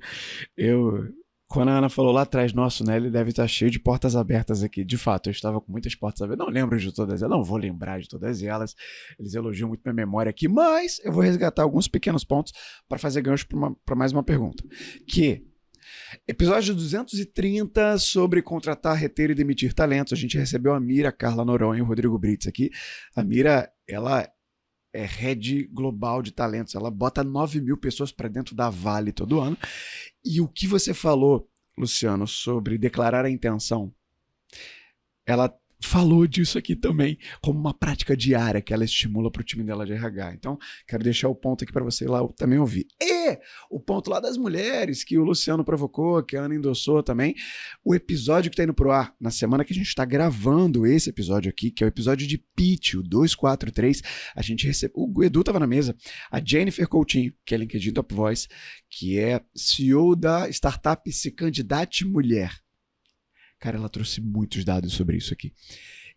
E o que você falou lá do requisito dos 60%, aquela história, ouve, ó, você tá no episódio 246. Volta aqui 3 atrás, 243, e vai ouvir a Jennifer falando sobre isso. Porque tem toda uma base lá. Tinha mais um gancho? Não. Minha memória já foi. Agora sim, vamos lá. Sobre o ponto do planejamento. Lembrei. Aqui, pronto, lembrei. Obrigado, memória. O que você falou não sabe que não sabe. Eu uso muito isso numa base de escala de consciência para aprendizado. Eu não sei se é a mesma fonte, mas tem um cara chamado Robert Dilts. Robert, como é Robert normal, e Dilts é D-I-L-T-S, se você está ouvindo e quer pesquisar. Ele é um estudioso de PNL e ele fala que tem 4 níveis de consciência para absorção de uma nova competência. Ele fala incompetência inconsciente, que é aquilo que você não sabe fazer e nem sabia que dava para fazer, que se encaixa naquele momento. E vem incompetência consciente, competência inconsciente, que é quando você não pensa e faz, a naturalidade. Então, a gente falou disso aqui também no episódio de oratória rumo ao TED, que é o 207. Fica o gancho para você. Agora sim, um dado do seu livro, que eu vi você falando no podcast, 69% das pessoas, por falar em números, né? 69% das pessoas não planejam suas carreiras. E a gente já falou tanto de carreira, tanto de mudanças que nós já fizemos. Qual a diferença, Luciano, entre ter um planejamento de carreira e ter objetivos, e como equilibrar esse planejamento com os interesses da empresa? Existia, né, não sei se vocês lembram disso, né, mas sempre existiu essa máxima de que a gente precisa fazer um planejamento de carreira, precisa ter um plano de carreira, né? E vamos entender aqui, né, o planejamento de carreira para aquele objetivo grandioso, né? Um dia eu vou virar um diretor de vendas, você é o médico-chefe de um hospital, você, né, um CEO, você né, um founder, né, um fundador de uma startup, né? Então esse grande planejamento de carreira, em 15 anos você sentar em tal cadeira, esse é o planejamento de carreira. E eu falo que existem alguns grandes criadores de ansiedade no mundo do trabalho e o planejamento de carreira é um deles, né? Uma mentorada uma vez me falou, Luciano, eu sei porque que minha carreira não deu certo. Eu falei, é mesmo? Por quê? Porque eu não fiz o meu planejamento de carreira. Eu falei, tá aí, eu já tinha escutado isso muitas vezes antes, tá aí uma hipótese para a gente testar. E eu fiz essa consulta com mais ou menos 1.000 profissionais, né, para saber, acho que 10 anos de experiência era a premissa. Eu falei assim, me conta aqui, né, se você planejou sua carreira, expliquei que era planejamento de carreira, né, e aí a gente chega nesse número que 69% dos profissionais não fazem planejamento da sua carreira. Mas eu achei esse número estranho. Não porque ele é alto, porque eu achei ele baixo. Eu achei que ia ser muito maior. Eu achei baixo. Eu achei que ia ser muito maior do que 69%. E aqui que vem a pegadinha. E todas as consultas que eu faço, né, eu coloco o que eu chamo de dimensão qualitativa, né, eu faço perguntas, né? Sim. E para esse grupo de 31% que falou, eu planejei minha carreira, eu falei assim, me conta o que aconteceu com a sua carreira. E aí, depois que eu analisei toda essa parte qualitativa, eu descobri que metade das pessoas falaram, olha, apesar de eu ter feito um grande planejamento, eu fui parar num lugar totalmente diferente. Então o número começa a fazer sentido. O número começa a fazer sentido, ou seja, uma minoria das pessoas fazem esse grande planejamento de carreira e metade dessa minoria para num lugar totalmente diferente, ou seja, a metade de uma minoria realmente faz um planejamento e dá certo. Então, planejamento de carreira é régua de sucesso? Não é. Não dá para correlacionar esse grande planejamento de carreira com o sucesso. Sim. Mas eu sempre gosto de deixar aqui uma aviso importante. Isso não quer dizer que a gente não tenha que ter planos e objetivos. Ter planos e objetivos na nossa carreira é uma das coisas mais importantes que a gente pode fazer. E aí, aqui, eu acho que entra um pouco a segunda parte da sua pergunta, né, de como que a gente, né, faz isso conviver com a empresa. Então, por exemplo, né, quando eu trabalhava no Google, quando eu fui contratado no Google, eu tinha o inglês, o tal do intermediário básico, sabe? Que não é Aquele intermediário, livro, mas você fala que é. Só que no inglês. Ou intermediário avançado, né? Que é aquele cara que é super fluente. É esse da qual eu nunca saí. Essa etapa aí mesmo. Esse é o seu, né? O intermediário avançado. A gente tenta se enganar, né? Como que pode ser intermediário? É intermediário avançado, cara, é básico, né? Mas a gente se engana, né? A gente se engana ali, o básico avançado, né? As escolas faziam isso para vender a gente, colocar a gente ali um pouquinho, né, melhor. E um dos objetivos que eu tive, que foi ali, né, e complementava com o objetivo do Google, era ter aprendido inglês. Então, eu aprendi inglês lá. Né, porque era importante, porque a empresa também precisava que eu falasse inglês para os treinamentos, para ir para fora, né, eventualmente eu trabalhei internacionalmente, né, etc. Então, a gente pode crescer profissionalmente tendo objetivos alinhados com a empresa. A gente precisa ter muitos objetivos e muitos planos. Aprenda inglês, aprenda uma segunda língua, vai fazer Excel avançado, né, vai aprender oratória, vai aprender comunicação, vai aprender a apresentar, né, vai aprender ali a dar feedback. E essas coisas podem sim, devem andar com a empresa, mas elas são pequenos objetivos e são pequenos planos, e não grandes planejamentos. Eu acho que quando a gente está numa empresa, a gente pode sim e deve usar os recursos da empresa para o nosso aprendizado. Mas a gente não pode esquecer, né, e aqui eu vou desviar um pouco da sua pergunta, que no longo prazo, o que conta é a nossa carreira. Exato. E não a empresa, e não o emprego que a gente está. Não, é nossa carreira. Né? Às vezes as pessoas me falam que me colocam ali um label, né? Um rótulo de que eu odeio empresas. Eu não odeio empresas, gente. Ao contrário, eu acho que empresas são lugares excepcionais para a gente se desenvolver. O que eu odeio é essa noção distorcida de que a gente tem que dar tudo por um emprego e tudo por uma empresa, vista a camisa, sentimento de dono, dar o sangue. Isso não existe. Isso não é bom nem para a empresa. Né? Eu falo que imagina um tripé em que a gente tem a empresa, o nosso emprego e a nossa carreira. Eu vejo a maioria das pessoas colocarem energia nos empregos e nas empresas. Quem aqui não conhece o fulano da empresa tal? Né? Que o crachá se confunde, né, com a empresa. Né? A tal ponto que você não sabe nem dissociar um do outro. Eu falo que isso é muito perigoso e nem as empresas querem isso. O que importa é a nossa carreira. A gente tem que colocar energia na nossa carreira, em ser um profissional melhor, em adquirir conhecimento, né, em ser empregável, né, em se tornar uma pessoa melhor, que consequentemente também vai ser um profissional melhor. Sabe por quê que a gente tem que fazer isso? Ali que a gente tem que colocar energia? Porque quando a nossa carreira vai bem, todo o resto vai também. Quando a nossa carreira vai bem, sabe quem ganha? O nosso emprego. Sabe quem ganha? A empresa que a gente está naquele momento. Então, investir na nossa carreira é estratégico para todas as pontas e principalmente para a gente. Eu trago um caso no meu livro, né, de uma pessoa que ficou 15 anos numa empresa, vestiu a camisa, deu sangue, sentimento de dono, etc. Não fez mais nada. Não aprendeu uma segunda língua, era um diretor de marketing que entendia de marketing digital, não se reciclou na sua própria área de atuação e foi mandado embora. Sabe o que aconteceu? 1 ano e meio sem conseguir se recolocar. 1 ano e meio sem conseguir se colocar. Que emprego hoje suporta um profissional que passa 10, 15 anos sem se atualizar?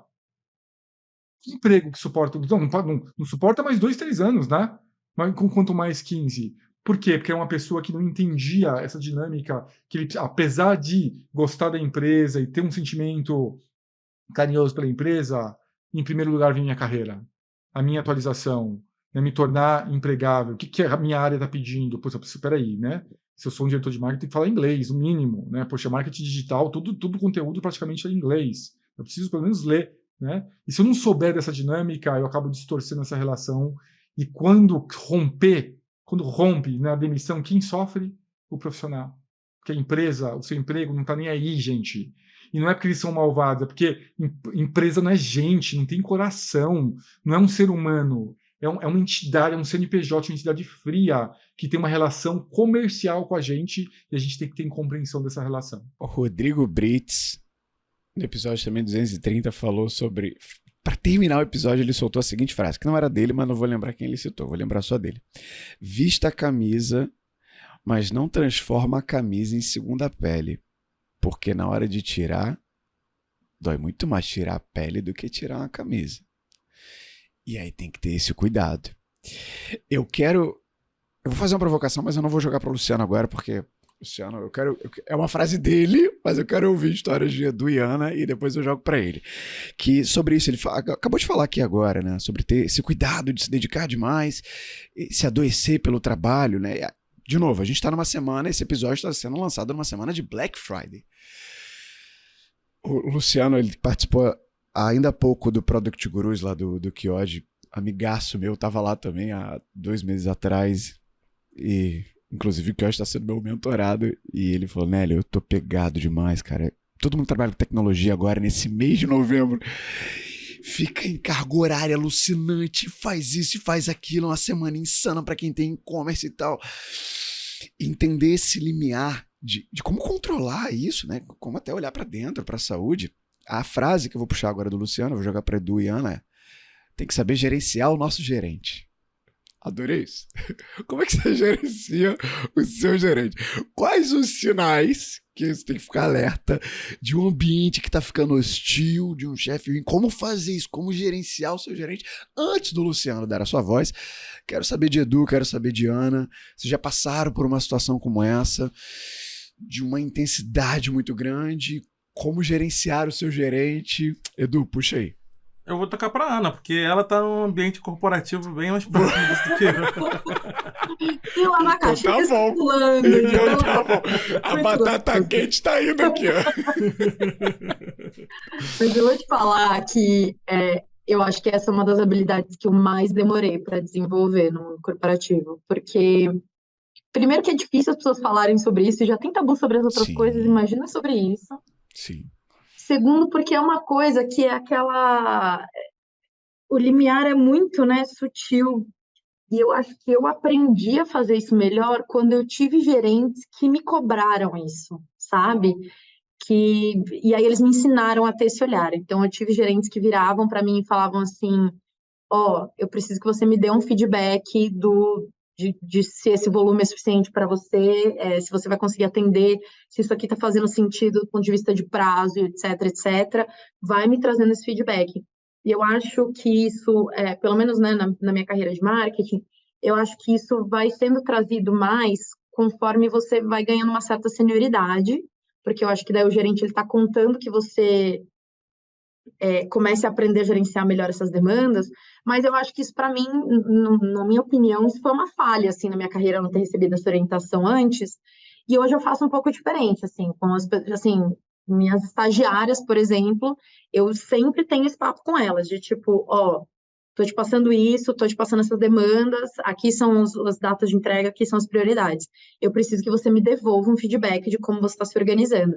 Claro que o estagiário ainda está aprendendo também, né, como organiza o volume de trabalho, mas eu acho que é um exercício super bom para que eles consigam começar a entender o que é aceitável, o que não é aceitável, e o que faz sentido do ponto de vista de demanda, de entrega, de prazo, etc., para a forma como elas trabalham, e aí dá um pouco de autonomia também para o profissional entender como ele trabalha melhor. A minha opinião sobre essa questão, por exemplo, de Black Friday, e ela pode ser meio polêmica, cara, assim que a gente gosta, vim de assim que vira empresas corte. O cara tá caçando corte. Clickbait. Eu venho de empresas onde a flexibilidade ela é muito fomentada, né? E ela existe para os funcionários. Então, fala-se muito sobre, não importa que horas você começa, que horas você termina, ou quantas horas você está trabalhando, desde que você entregue.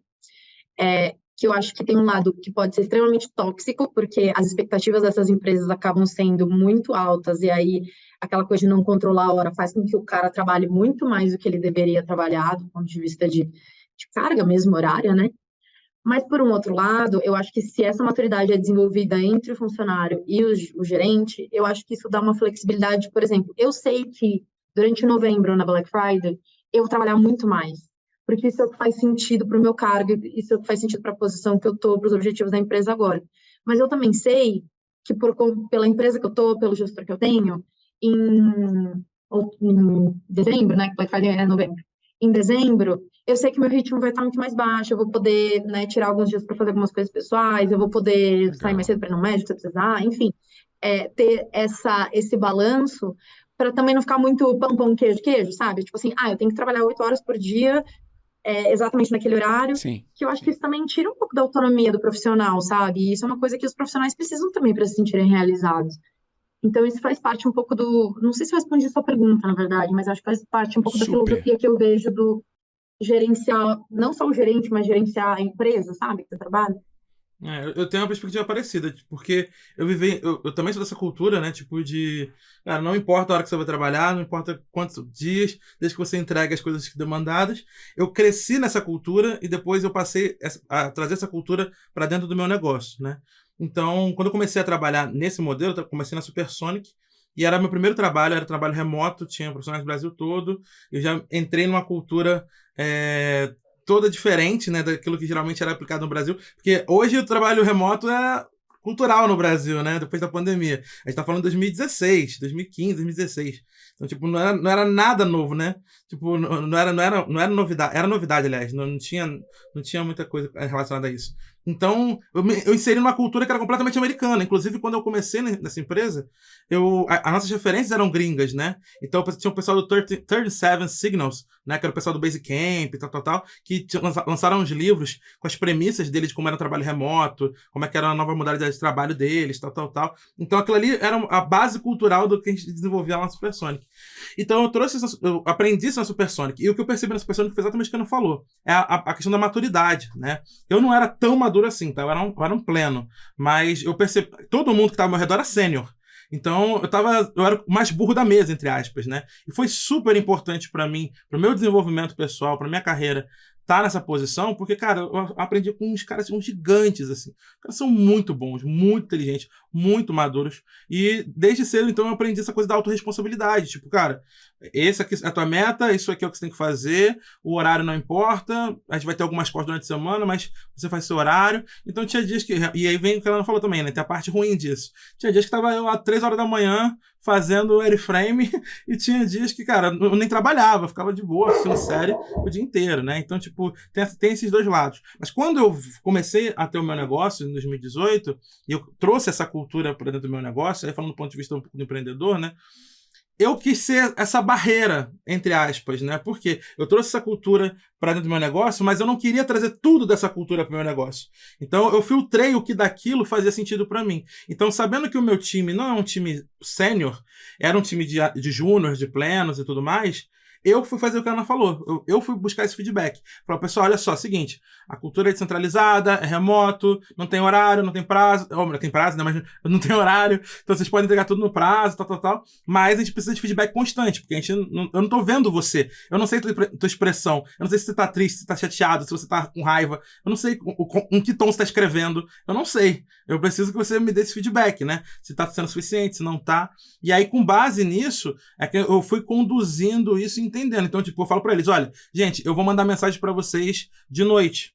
Pode ser, até ser que eu mande de madrugada. Vocês não têm que me responder. Não responde. Eu mando de madrugada porque se eu não mandar, eu esqueço. Então eu preciso mandar na hora que eu lembro. Então, mas não precisa me responder. E aí, então, eu vou criando esses limites para eles também, né? E quando eles respondem, eu brigo. Eu falo, não é para responder, vai dormir. Então, eu brigo com eles exatamente para que eles entendam também qual é o limite deles, né? Eles aprendam a estabelecer esses limites também. Porque eu sou assim, mas eu sei que o mercado não é. Então, se daqui a pouco eles resolverem sair e ir para um outro patrão, outro chefe, que não seja um cara abusivo, né? E que vai mandar meia-noite e quer resposta meia-noite, entendeu? Então, eu tento incentivar eles a desenvolverem esse limite e essa autoconsciência do que eles aceitam e do que eles não aceitam, para que eles também possam se desenvolver pessoalmente, né? Eu sei que o Luciano fez anotação pra caramba ali no primeiro dia dele. E eu tô na expectativa. Vai lá, Luciano. Edu, eu vou te desafiar agora numa coisa que você falou. Quando eu fui contratado lá no Facebook, eu saí, tinha 11 anos de Google, fui contratado pelo Facebook, e eu tinha que montar todo um time que era Latam, né, que era Brasil, Cidade do México, né, e Argentina, um super trabalho. Eu super animado no começo, né, com aquele super desafio na mão. Um dia trabalhando de casa num domingo de tarde, sabe aquele domingo de tarde que você pega ali para dar aquela adiantada, não sei o que lá, pum, dispara um e-mail, né, tava os meus gerentes, umas 12 pessoas copiadas. Cheguei na segunda-feira, 9h30 da manhã, né, meu chefe me pinga, você tem um minutinho, pode vir aqui na minha mesa? Eu fui lá na mesa dele, ele pega o computador, vira pra mim e fala assim, que porra é essa? Eu, é uma mensagem para o time, falando, não, que porra é essa? Eu tô apontando aqui pro dia e o horário que você mandou essa mensagem. Eu falei do domingo, por que você mandou essa mensagem no domingo? Não, é porque eu não queria esquecer. Ele tem 200 ferramentas de automação que você pode gravar essa mensagem e vai ser auto-disparado depois. Não vem com desculpinha. Eu não quero que você mande mais mensagens essa semana porque não faz sentido, tá? E isso aqui nem era importante.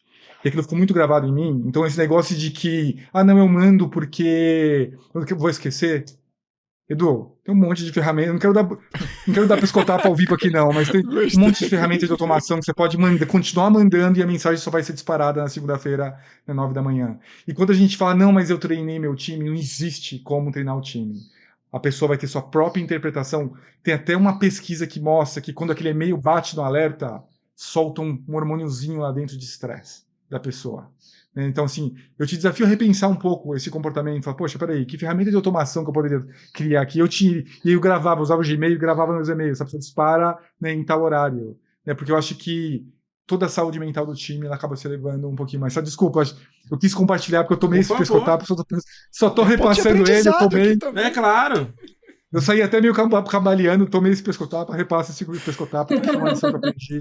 Né, e realmente não faz diferença nenhuma mandar né? E se você quer mandar, se você é um ansioso que não consegue lidar com isso, é problema teu, não dos outros. Né, eu, no caso, na história, né? Então você vai lá e grava isso, né, e tem um segundo a mais ali de trabalho para poder gerenciar isso. E indo para o tópico que você trouxe, né, Nélio, sobre gerenciar, né, o nosso gerente, né? A questão de gerenciar nosso gerente, ela vai muito além de um feedback, né? Ela vai muito além, né, até da gente como líder em si, né, indo lá e falando para as pessoas como a gente gostaria de trabalhar. Né? Eu falo que eu gosto muito de uma campanha que a Escola Conquer fez, alguns meses atrás, que ela falava não existe líder herói. Então eu quero começar desmistificando a figura do líder, né? Muitas pessoas acham que o líder é aquele ser perfeito, que ele tem que saber comunicar, tem que saber apresentar, oratório em dia, tem que saber Excel, tem que saber tudo. O líder, esse ser perfeito, tem que saber tudo, e isso não existe, né? O líder nada mais é do que outro funcionário com escopo diferente do nosso. A maneira que é um funcionário, pode ser mandado embora, tem ansiedade, tem áreas de desenvolvimento, medos, preocupação com a carreira, é tudo igual, né? A diferença é que ele tem um escopo ali que, dentro daquele escopo, tem gerenciamento de pessoas. E quando a gente passa a pensar assim, a gente trata o líder como mais um outro colega com todas essas questões. Eu trabalhava com uma líder minha que ela era fantástica em várias coisas. Ela era fantástica, visão estratégica, postura com o time, postura com o cliente, visão. Mas tinha uma coisa que ela fazia que ela era caótica. Né? Ela tinha ali muita dificuldade de delegar as tarefas para mim. Ela me pedia uma coisa de manhã, outra de noite, uma na segunda, outra na sexta, uma no começo do mês, outra no final do mês.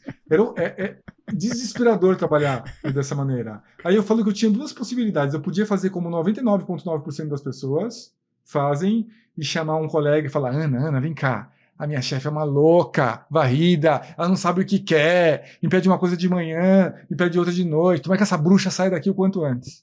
Eu poderia fazer isso como, né, a maioria de nós faz, eu já fiz também, gente, tenho vergonha de dizer, mas já fiz também, né, que é aquele sentimento de, peraí, né, vou falar mal, vou olhar ali pro copo meio vazio, né, me vitimizar, e eu falo que não, que a gente precisa entender e se adaptar a essas áreas de desenvolvimento dos nossos líderes. Então, o que eu fazia com ela? A gente trabalhava por trimestre. Todo começo de trimestre, falava, chefa, vem cá, o que é importante para você nesse trimestre? 1, 2, 3, 4, 5, 6, legal. Chegava no meu próximo ano, eu trazia para ela documentado, assim, olha, lembra que a gente conversou sobre prioridades na reunião passada? Ó, eu trouxe 6 pontos, 1, 2, 3, 4, 5, 6. São esses os 6 pontos mais importantes que eu tenho que focar energia nesse trimestre? Esse quarto nem tanto, faltou esse sétimo. Criamos um contrato. Eu fazia um contrato com a minha líder. E depois eu não pegava aquele contrato e jogava ele na lata de lixo. Dava 1 mês e meio, 2 meses, eu chegava para ela e falava, chefe, lembra aquelas 6 coisas que a gente combinou que eu ia focar energia? Deixa eu te passar uma atualização de cada uma delas. E eu falei assim, é o que você espera, tá faltando alguma coisa? Esse terceiro ponto já não é tão importante, surgiu um sétimo. Gente, as coisas mudam, prioridades mudam. A gente fez uma recontratação. Eu falo que esse foi um dos exercícios mais poderosos que eu utilizei na minha carreira e é uma das ferramentas mais poderosas que todo profissional pode e deve abusar de utilizar. Por quê? Porque tem líder que não vai saber delegar direito, tem líder que não vai saber dar feedback direito, tem líder que não vai saber priorizar direito, tem líder que não vai saber gerenciar conflito direito. E quando isso acontecer, quando algo não está muito claro para a gente, eu não vou ficar ali esperando 6 meses para ter a minha conversa de performance para descobrir que eu não estava fazendo as coisas direito. Se o meu líder passou 1, 2 meses e não me deu feedback, líder, vem cá, tudo bem? Como é que foi aquela apresentação que eu fiz semana passada? Olha aqui os resultados do meu projeto, tá tudo bem? Tem alguma coisa que eu deveria estar gastando energia e não tô? Me fala. Eu quero ser promovido, que nem um caso de uma mentorada que eu peguei, foi para discussão de promoção com o gerente de dados com a expectativa de ser promovido e escutou que estava abaixo das expectativas. Eu falei, poxa, mas quando foi a última vez que você teve uma conversa com ele sobre promoção? Não tive. Tem que ter. Tem que ter. 9 meses antes de você ser promovido, eu quero ser promovido. O que eu posso fazer para melhorar as minhas chances de ser promovido? Promoção não é... Não, gente, para todo mundo que está escutando a gente, promoção não é promessa. Nenhum líder consegue prometer uma promoção. As coisas mudam numa empresa. Mas ele pode te ajudar a melhorar as suas possibilidades para ser promovido. Então, o que eu preciso fazer para melhorar as minhas chances de ser promovido no próximo ciclo? Eu preciso melhorar minha comunicação, minha apresentação, os números das minhas vendas, o que eu preciso fazer? Então, isso é gerenciar o nosso gerente. A gente precisa compreender que é mais um ser humanozinho que está sentado lá, igual a gente, com áreas de desenvolvimento, a gente precisa ser muito estratégico nessas áreas de desenvolvimento para que elas não acabem atrapalhando a nossa própria performance e agir antes que atrapalhem. Todo gerente gostaria de ter você no time. Adorei, cara, adorei. Fechou. E as pessoas, eu vou falar uma coisa, as pessoas me enxergam muito as pessoas me enxergam muito como o Luciano da carreira, O Luciano, do mentor de carreira. Mas a minha especialidade, a minha área de paixão é liderança, não é carreira. Eu escrevi um livro de carreira porque eu me senti na necessidade de escrever esse livro. Eu me senti compelido de tanto que eu vi as pessoas sofrerem, mas a minha área de paixão é liderança, era o que eu era mais utilizado dentro das empresas, eu era exemplo, sim, de liderança. Eu até tenho aqui as minhas avaliações, elas eram sempre fora da curva. E por quê? Legal. Porque eu sempre tentava me adaptar aos meus times também. Esse mesmo exercício que eu falei para vocês, eu usava para me adaptar com o meu próprio time. Só para todo mundo que está escutando a gente, sabe? Eu gosto de falar que a gente tem muito mais controle sobre a nossa carreira do que a gente imagina. Só que para a gente assumir esse controle, a gente vai ter que trabalhar, gente. A gente vai ter que se abrir para novas perspectivas. A gente vai ter que aprender a olhar aquelas realidades que estão escondidas. A gente vai aprender a se comunicar com outras pessoas que já passaram por essa mesma jornada. Mas é muito gostoso quando a gente olha para a nossa carreira e fala, uau, eu consigo moldar, eu consigo direcionar a minha carreira da maneira que eu queria e não da maneira que o mundo e os outros querem. Assuma a sua carreira, seja egoísta com ela.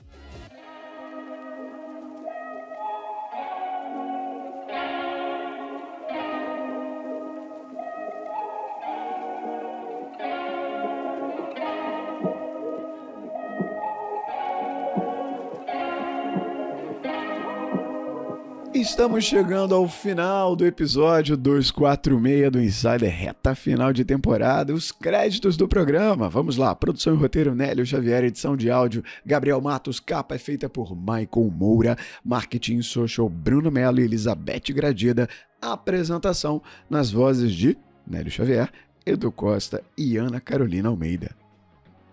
Momento Insiderflix, você que já ouviu tudo isso, você adorou esse papo, você quer mais? Vai que vem um parte 2, parte 3 aí pra frente. Mas olha, aqui no lastro de episódios do Insider, eu vou te dar 3 episódios pra você maratonar, fazer o Insiderflix. Primeiro deles, eu já citei, 230, que foi o episódio com a Mira Noronha e o Rodrigo Brits, como contratar, reter e demitir pessoas. Episódio 236, ainda dessa temporada, com o João Branco, que a gente gravou lá no LinkedIn. Propósito, salve, marketing e McDonald's, um salve pro João. A gente também acabou falando muito sobre carreira, enfim, o livro do João. E o episódio 176, lá da segunda temporada, sobre liderança. A gente recebeu o João Paulo Pacífico aqui na mesa, foi o episódio lá da parte final da segunda temporada, em que a gente também falou muito sobre liderança. São 3 episódios que vão se relacionar muito com toda essa conversa que a gente teve aqui, tenho certeza que você vai adorar. Tá aí o gancho do Insiderflix.